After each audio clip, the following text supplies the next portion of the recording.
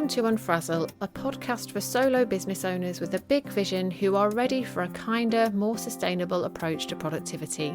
I'm Louise Miller, and each week I share bite-sized insights to help you step away from the hustle, stop faffing and stay focused so you can make your brilliant ideas happen and make a bigger impact in the world.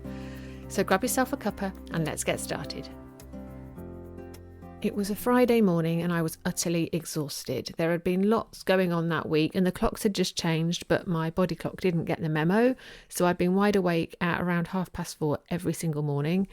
And by Thursday, I was feeling it. And by the time Friday rolled around, I was absolutely exhausted.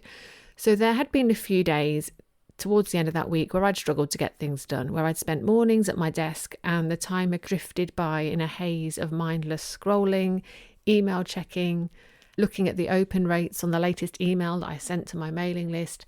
Basically, I was doing anything apart from what I was supposed to be doing that day. At the end of every day, I write down what I want to get done the following day so that when I sit down to start work in the morning, I can be focused straight away. But that strategy only works if the first thing I do when I sit down is look at that list. And on those days where I struggled to get things done, I'm going to say that at least an hour went by before I took that list out of my desk drawer and looked at it. And by the time I did look at it, not only had I already wasted that first part of the day, which for me is usually when I'm at my most productive, but because I'd fallen into a bit of a funk by that point from all of the mindless scrolling and all of the kind of pointless stuff that I was doing, it took much more of an effort to get myself out of it and to get myself focused again. And it was really frustrating because I should know better. I know that I should look at my list the minute I sit down at my desk.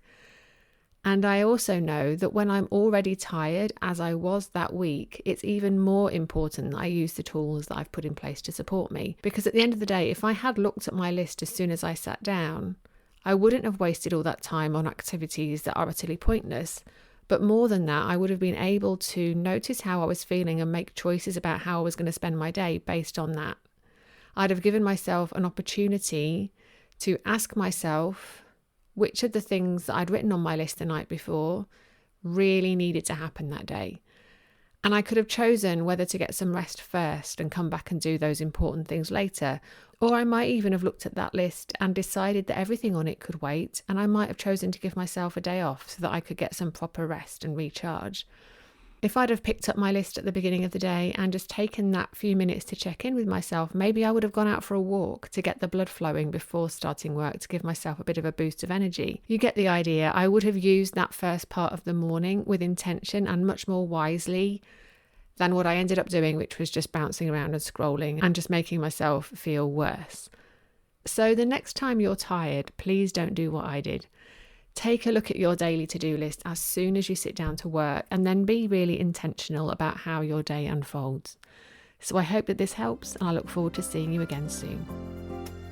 If you enjoyed this episode, please share it with a friend who needs a dose of calm productivity in their life. And I'd love it if you could leave me a rating and a review, as that will help more people discover this podcast. If you'd like to hear more from me to help you stop faffing and take back control of your time, you'll find a link to join my mailing list in the show notes, and I would really love for you to join us. So thanks so much for your support, and I look forward to seeing you next time.